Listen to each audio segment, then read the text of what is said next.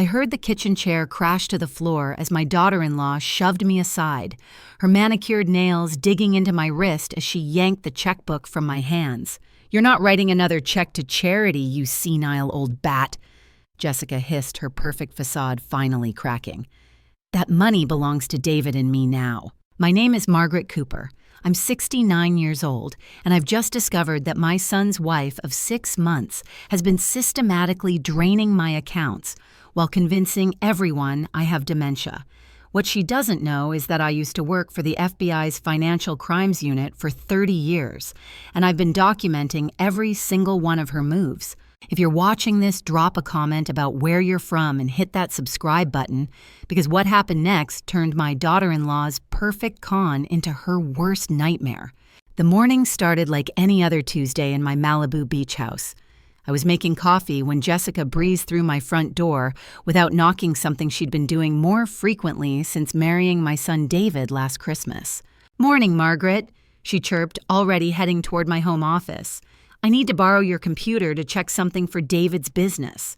David's Business, the consulting firm that existed only on paper but somehow required constant cash infusions from my retirement savings. I followed her watching as she opened my laptop and navigated straight to my banking website. She knew my passwords. Of course she did. "Jessica, what exactly are you checking?" "Oh, just making sure the transfer went through for David's new equipment." Her fingers flew across the keyboard. $15,000 should cover the computer upgrades he needs. $15,000. I hadn't authorized any transfer. I don't recall approving that. Jessica's laugh tinkled like breaking glass. "Margaret, honey, we talked about this yesterday. Remember, you were so excited to help David's career take off." I remembered no such conversation, but according to my bank account, the money was already gone. "I think there's been a misunderstanding." "The only misunderstanding," Jessica said, closing the laptop with a sharp click, "is you thinking you still control this household's finances. Dr. Henderson agreed that it's better for everyone if David and I handle the money stuff now, less stress for you." Dr. Henderson, my family physician of 20 years, who'd apparently diagnosed me with early-stage Alzheimer's during a visit I couldn't remember taking. "When did I see Dr. Henderson?" "Last week. You were having one of your confused episodes, so I drove you. He's very concerned about your memory, Margaret. We all are." I walked to my kitchen calendar, running my finger down the dates. No doctor's appointment, no confused episodes, no memory of giving Jessica my banking passwords. But there she was, pulling a bottle of my prescription medication from her purse. Pills I'd never seen before. "Time for your morning dose," she announced, shaking 2 white tablets into her palm. "Dr. Henderson says these will help with the confusion and agitation." I stared at the pills, then at Jessica's expectant face. "I don't remember him prescribing anything." "That's exactly why you need them."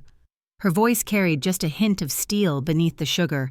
"David's at work, but he'll be so upset if you skip your medication again. You know how worried he gets about your episodes." Episodes, confusion, agitation.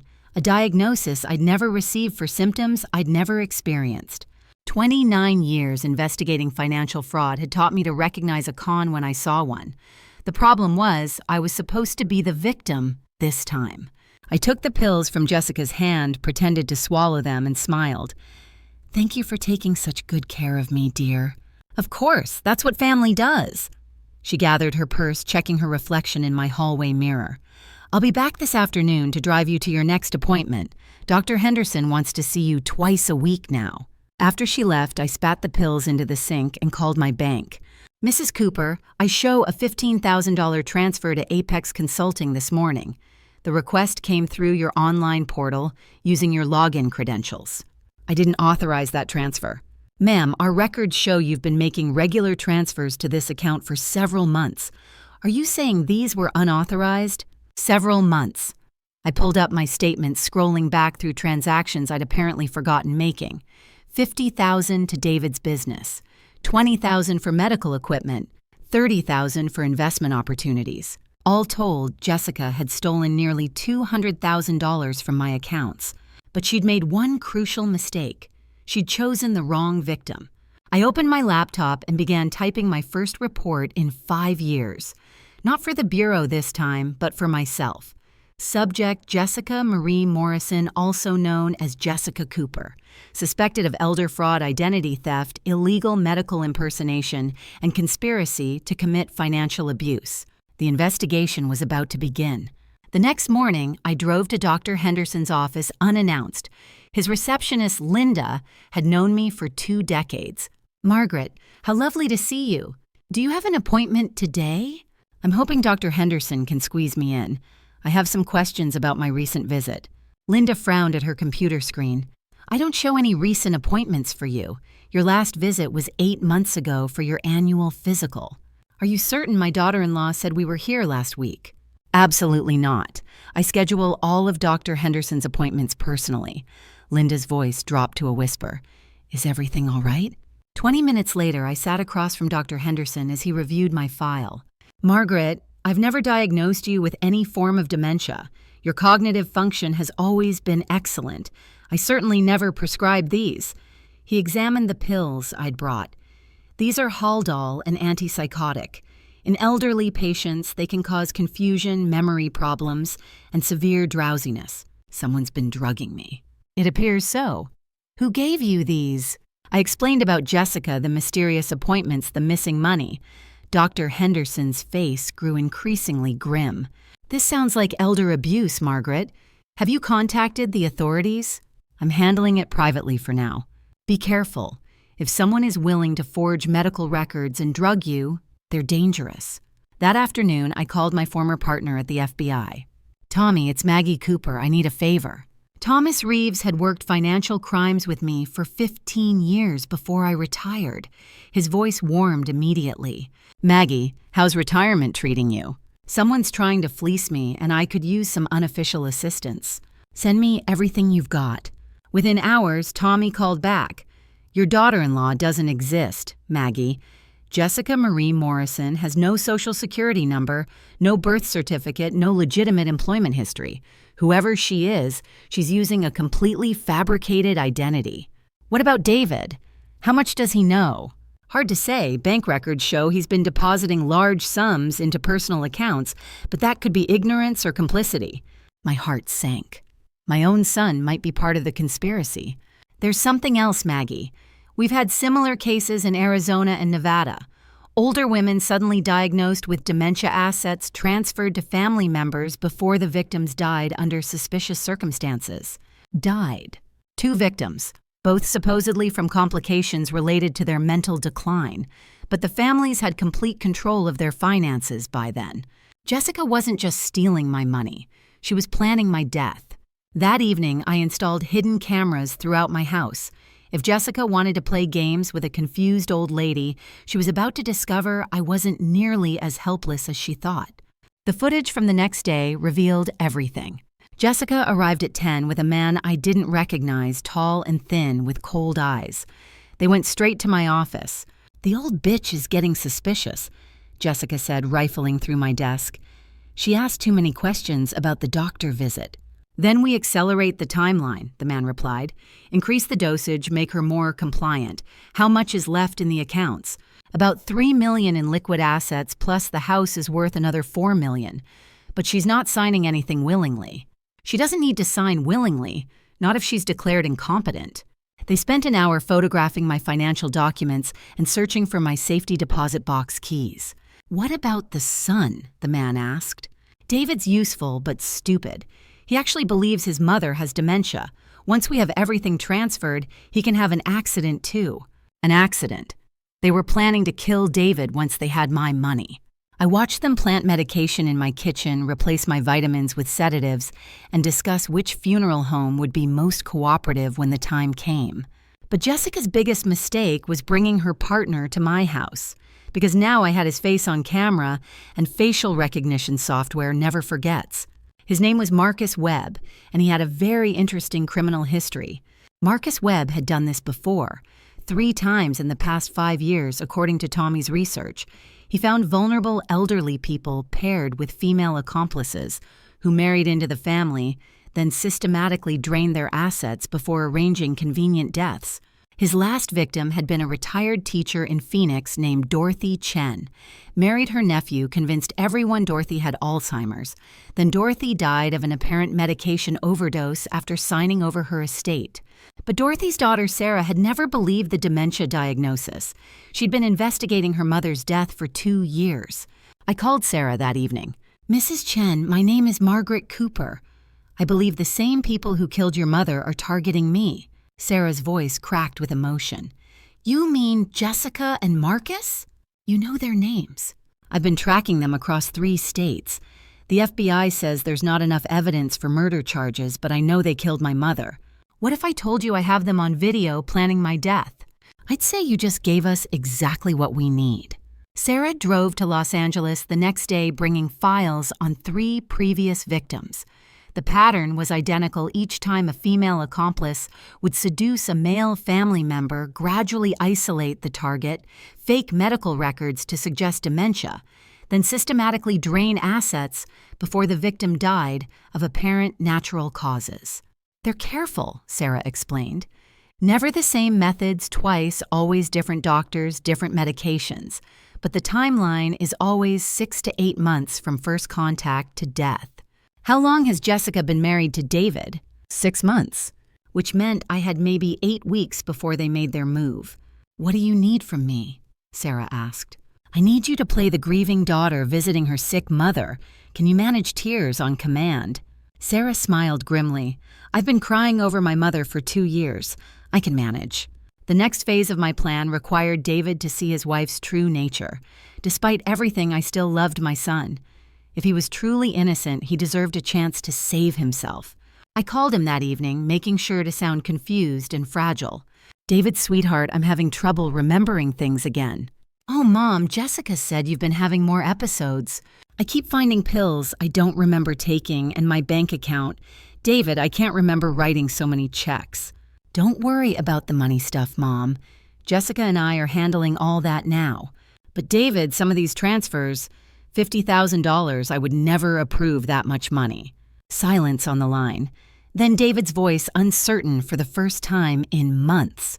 "Mom, Dr. Henderson prescribed those medications for your own good, and the money transfers you insisted on helping my business. Dr. Henderson says he's never seen me. I called his office today." That's not possible. Jessica drove you there herself." "David, I'm scared. I think someone is lying to both of us." Another long pause. When David spoke again, his voice was smaller, younger. "Mom, are you saying Jessica is—" "But that's crazy. She loves our family." "Does she?" "David, when did she first suggest I might have memory problems?" I could practically hear the gears turning in his head. Jessica had planted the idea of my mental decline before they'd even gotten engaged. "I want to see you, Mom. Tonight. Without Jessica." "She won't like that." "I don't care. Something's not right here." An hour later, David sat in my living room looking at the bank statements I'd prepared. Real statements showing the pattern of transfers Jessica had been making. "This can't be right. You approved all of these." "David, I've been recording my conversations with Jessica. Would you like to hear what she really thinks of our family?" I played him the audio from my hidden cameras. His face went white as he heard Jessica's voice discussing my murder, planning his accident, laughing about how gullible he'd been. "Oh my God, Mom, what have I done?" "You fell in love with someone who was very good at lying." David buried his face in his hands. "She's been drugging you.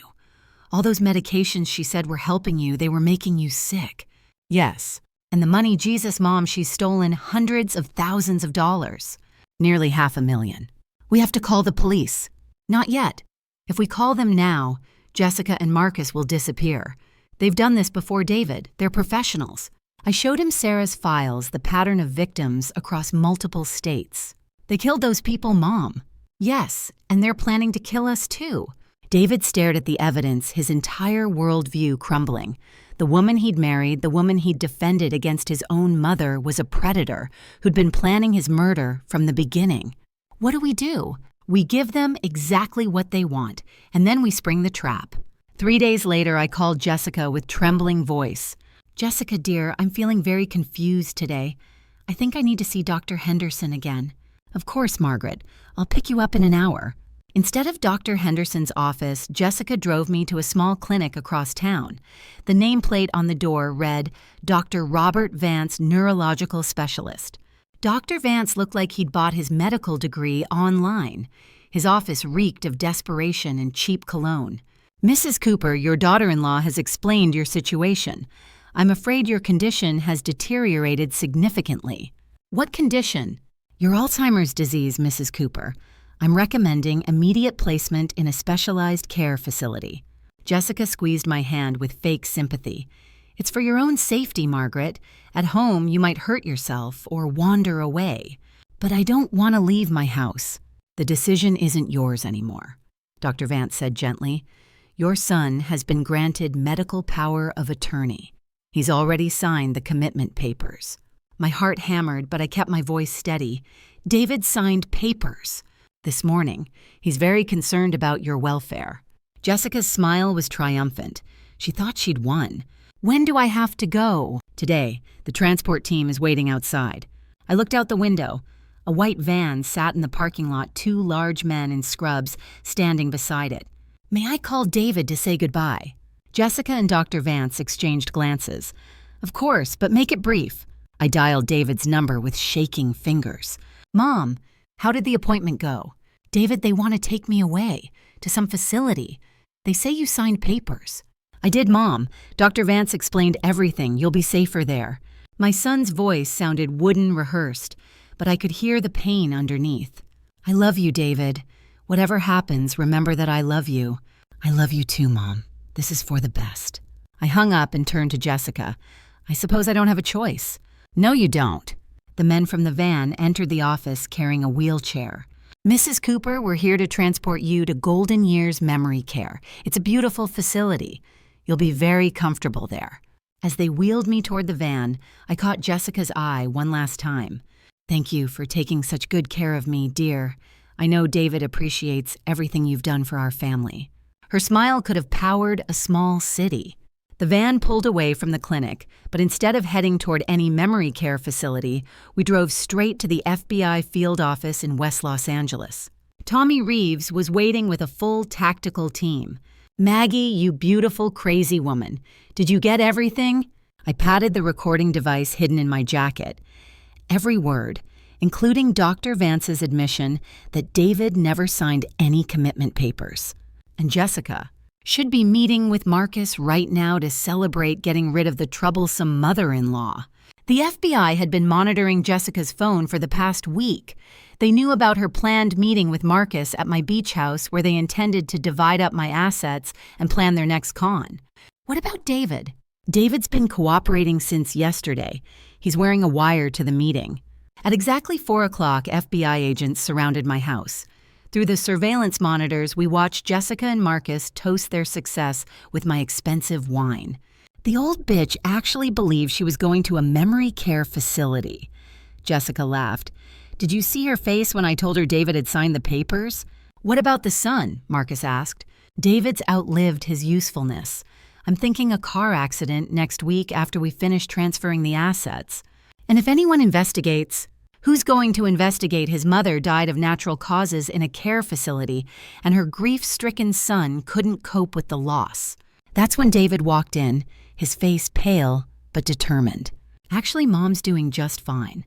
Jessica spun around, wine glass shattering on my hardwood floor. David, you're supposed to be at work. I'm exactly where I'm supposed to be.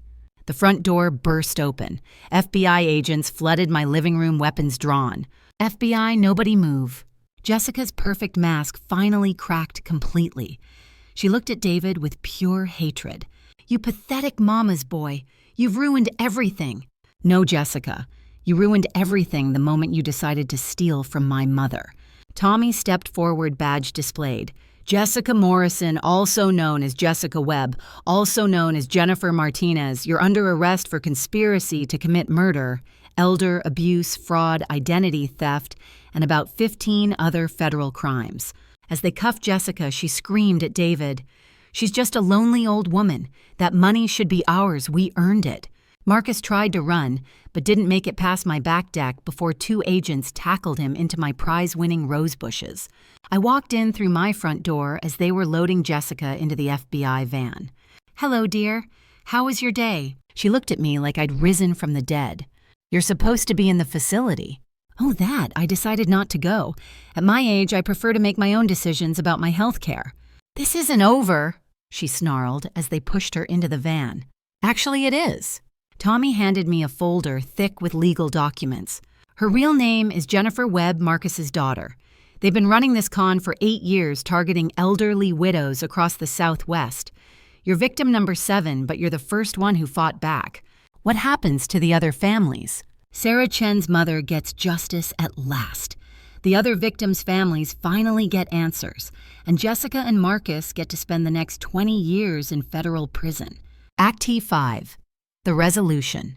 6 months later, I sat in federal court watching Jessica receive her sentence. 25 years for multiple counts of fraud and conspiracy to commit murder. Marcus got 30 years. David sat beside me holding my hand as the judge read the verdict. My son had aged a decade in the past year, but he was healing. We both were. The defendant showed a complete lack of remorse, Judge Martinez intoned, and a pattern of targeting the most vulnerable members of our society. This court hopes that this sentence serves as a warning to anyone who would prey upon our elderly citizens.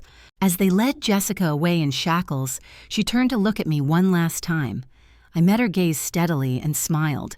After the hearing, David and I went to lunch at our old favorite restaurant, the one Jessica had always found excuses to avoid. "Mom, how can you ever forgive me?" "David, you were a victim too. Jessica is very good at manipulation. It's what she does professionally."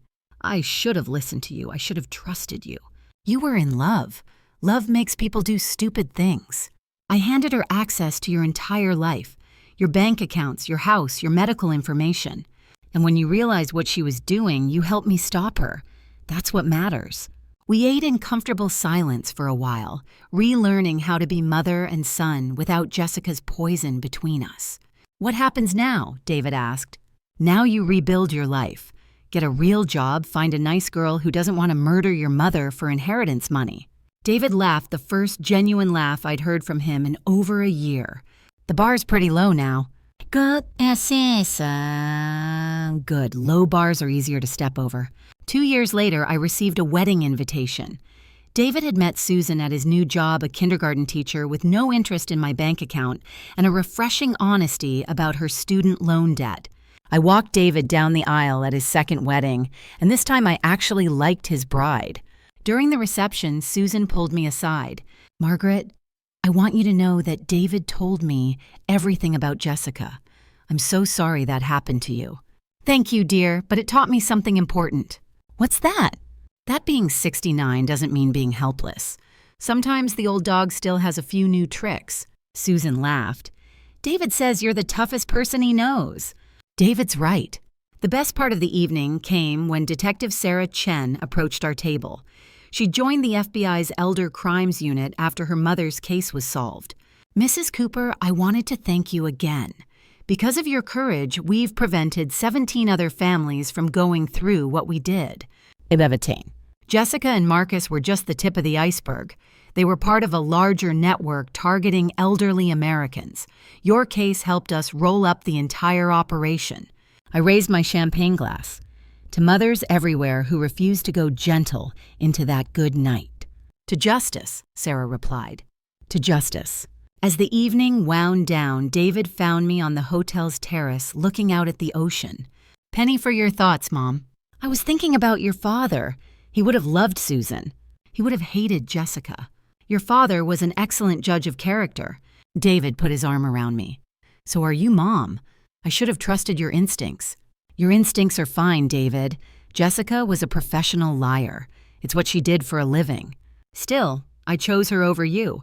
I let her convince me you were losing your mind. And when you realized the truth, you chose family. That's what matters." We stood together watching the waves, mother and son survivors of a war we hadn't known we were fighting. "Mom." "Yes. Next time I bring someone home to meet you, would you mind doing a background check first?" I laughed. David, after Jessica, I'm going to background check anyone who comes within 50 feet of this family. Good, I love you, Mom. I love you too, sweetheart. Now let's go back inside. Your wife is probably wondering where you've disappeared to. As we walked back toward the reception, I thought about the past 3 years. The betrayal, the investigation, the danger, and finally the justice. Jessica had seen an easy target, a lonely old widow with too much money and too much trust. She'd been half right about the money, but she'd made one crucial error in judgment. She'd assumed that being elderly meant being weak. Some mistakes are more expensive than others. If you've enjoyed this story, please subscribe and share your thoughts in the comments. Have you ever had to protect yourself or a loved one from a predator? Your experience might help someone else recognize the warning signs. Remember, being older doesn't mean being powerless. Sometimes experience is the best weapon you have. Thanks for listening, and may you always trust your instincts, especially when someone tries to convince you they're wrong.